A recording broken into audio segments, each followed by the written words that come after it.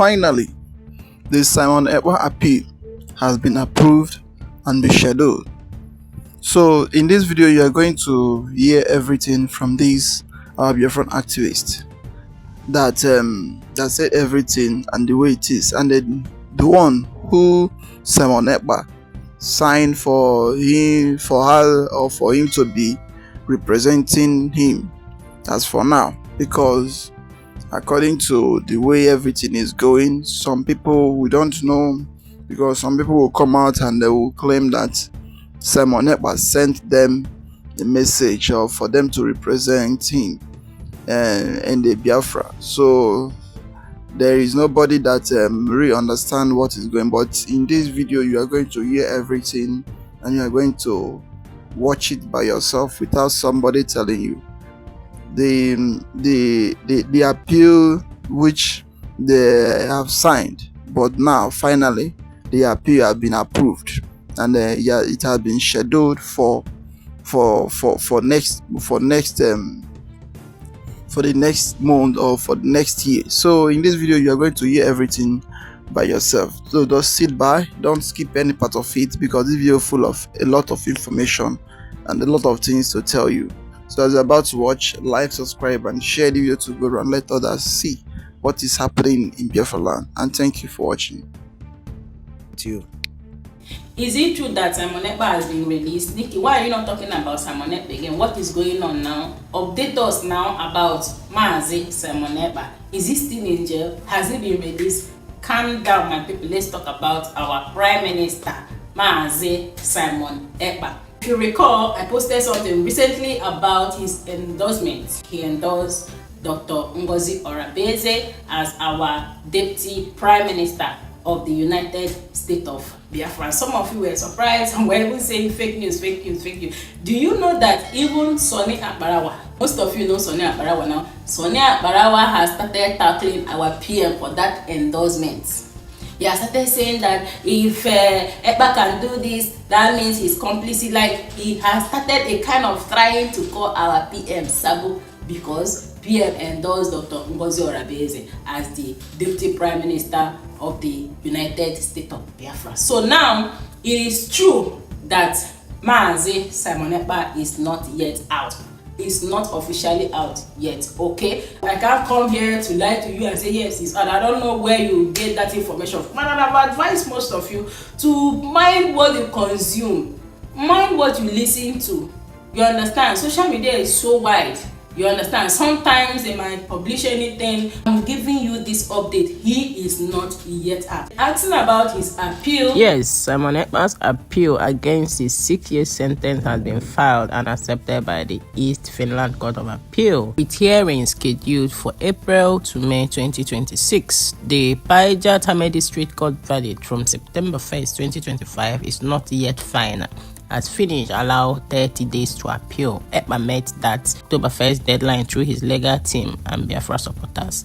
The appeal process was confirmed in early November 2025 by the district court secretary, who referred the case to the appellate court. Now, there is this video of our able Prime Minister, Mazi Simon Ekpa. You know, during this training, international humanitarian law training, which I attended once, during that training, the coach said something. He told us that we should always have video evidence.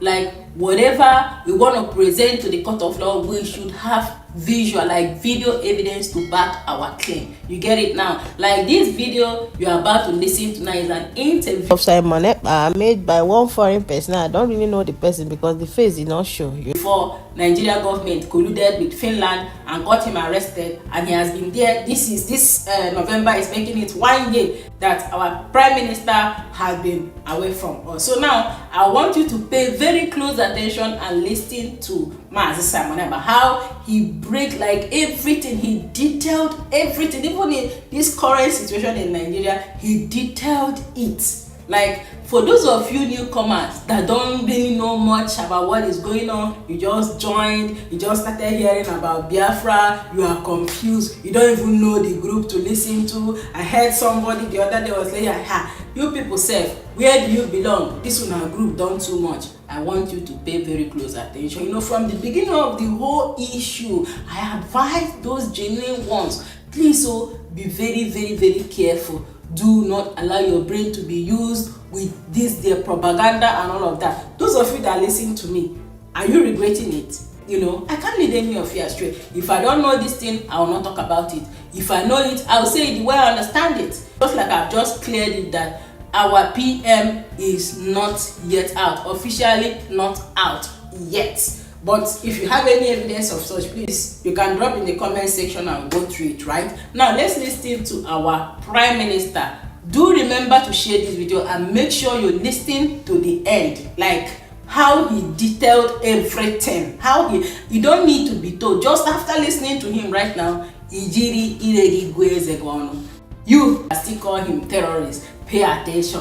Those of you that still call me anybody talking about Biafra, you have word to use on that person. I pity some of you because some of you don't really know what is coming. Imagine the situation of Nigeria and you are there seated insulting the people that is fighting for your freedom, that is fighting for justice, that is fighting for you to live. People that want a better life for you, you are seated there insulting them, calling them name. Woe to you. Please, my people, let's listen to our able Prime Minister. Thanks so much for your time. Thank you. So much is riding on this election, especially for young people in Nigeria. They're desperate for change, is my view. Why are you so determined to undermine democracy? I think undermining democracy is not the right word. Rather, promoting democracy. You give the people a choice. And the choice of the Biafra people is a referendum. It is also a democratic process. So that is not undermining a democracy. More accepted democratic process is when you give the people choice to decide their fate. But they have a choice. This is an election which will be following democratic... In Nigeria, Biafra people do not have a choice. And that is a historical problem created by the Britain. So everybody, as you have been a journalist, with your experience and the history of Nigeria, you agree with me that Nigeria is a mistake because of the tribal and dangerous diversity in Nigeria, which is also a destructive diversity. So when you give the people the choice to choose how they want to live, that is a true democracy. A democracy is not when you bring in the military and invade communities, burn the communities because people are protesting. You kill them. Is that democracy? Do you do that in the United Kingdom? The answer is no. But what about your role in all this? Your tweets? My role. Wait a minute. Your role in all this, your tweets and your social media. Why the need for violence? It is. Yeah. At least 1,500 people died in the last 3 presidential election campaigns. Was it my fault then? And there have been deaths so far in this one too. That's what we want to correct, by making sure we do not continue to validate an evil entity that subject their citizens to death. So the only solution to this is to disintegrate this evil entity and allow people to make their choice so that they can develop and practice politics in the best way possible, just like the Europeans here. So are you justifying the violence that comes from the kind of stuff that you... It is not, the violence is not about what I do. It is the provocation of the policy of Nigeria. Okay? So it is a long time bomb coming. So what you see happening now, Nigeria have a history of violence from the beginning of Nigeria. After independence, every election in Nigeria has witnessed violence. So it is not about me. I am here as a good guy to put an end, to have a lasting solution to the violence that have caused the life of thousands of Nigerians. But do you not accept that some of the things that you say has engendered this kind of... From your own perspective, you can translate it and interpret it however you want. But from my own perspective, I think I am the good guy trying to teach the people that they have a right. So there's no blood on your hands? There is no blood on my hand. There are more blood on those supporting the election, supporting this particular coming election. They have more blood in their hand. In Imo State, you have a governor that have invaded his own state, killed people, and why are you people not talking about that? Those are the people that have blood in their hand. All the people that have been elected in Nigeria since 1960 all have had bloods in their hand, and nobody is asking the question. I am just the good guy who say enough is enough. Somebody have to say something and somebody have to do something, and we're doing it. But couldn't you make more progress if you were in the tent, as it were, not rather than out of the tent? You can't. In another country. Sorry. You're in Finland. Yes. So wouldn't it be better if you went back home and did the political thing there? You should know. You see, I learn from what happened to others.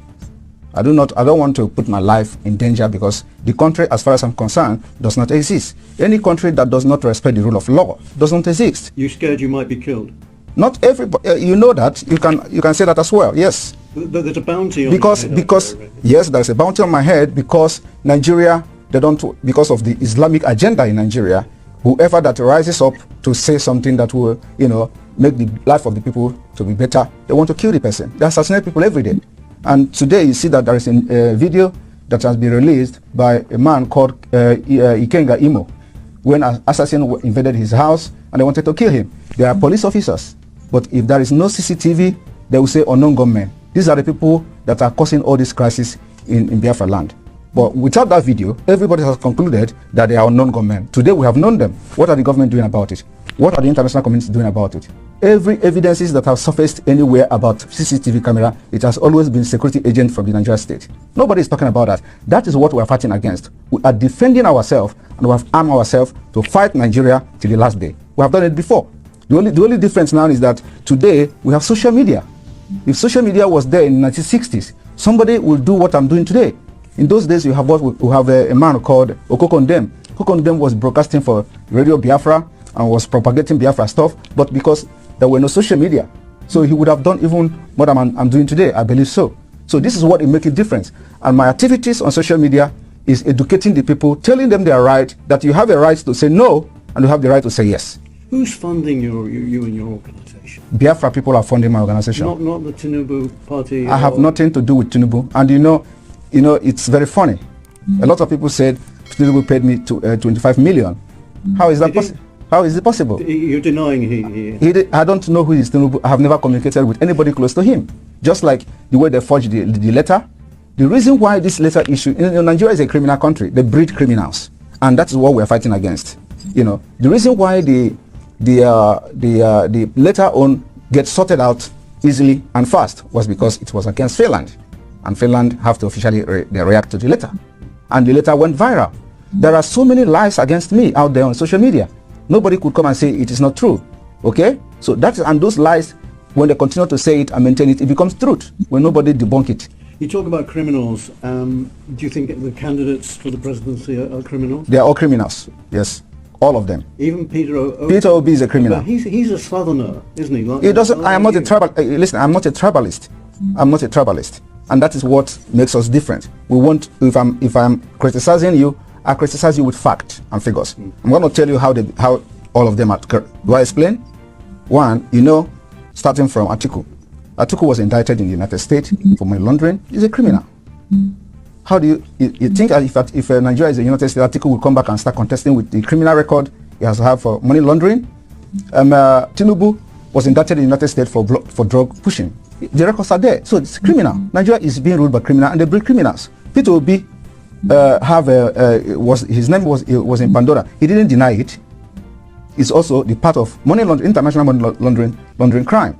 He has $50 million in offshore accounts. But surely Obi, being a southerner, is on the side of your people. That is the problem. Why must you have somebody that have to be in the side of my people? That is the dangerous diversity that have brought us this far, because it will never work. Everything about Nigeria is what favors my people. We want a Biafra where everything favors everybody. But when you have Nigeria, it is either Fulani.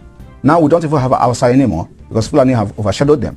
So it is either you are fighting for Northerner as a Fulani Muslim, or you are fighting for Yorubas, or you are fighting for Igbo people. So how can you continue in that kind of system?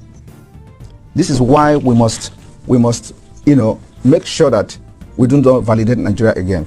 Right. What's your relationship with Mr. Kanu at the moment? Kanu is the leader of indigenous people of Biafra, and I regard him as my leader. Do you talk? Do you have contact with him? Well, we communicate somehow, but that's a confidential issue. Because you see, he's disavowed violence. He thinks he's made statements to say that Everybody condemn violence. I condemn violence. I've always condemned violence. On social media, maybe you don't follow that. But where is the violence coming? Who are those committing the violence? They're the Nigerian state. And their intention is to use violence to blackmail what we're doing. And of course, you do not expect people who are Nigerians who are angry, who have lost hope. And the next thing you see from them is when you are hopeless, you become violent. So what is happening now is not caused by anybody. It is caused by the system itself. And until we begin to understand that the violence happening in Nigeria is being generated by the Nigeria system itself, we will never be telling ourselves the truth. Are you going to rein in your rhetoric a little bit now? Because How? We're in the election period. You know people hang on to your words, and it can cause some violence, can't it? Well, I don't care. We are already at war. In Biafra side of Nigeria, there is a war going on there, and I don't know why medias are not covering it.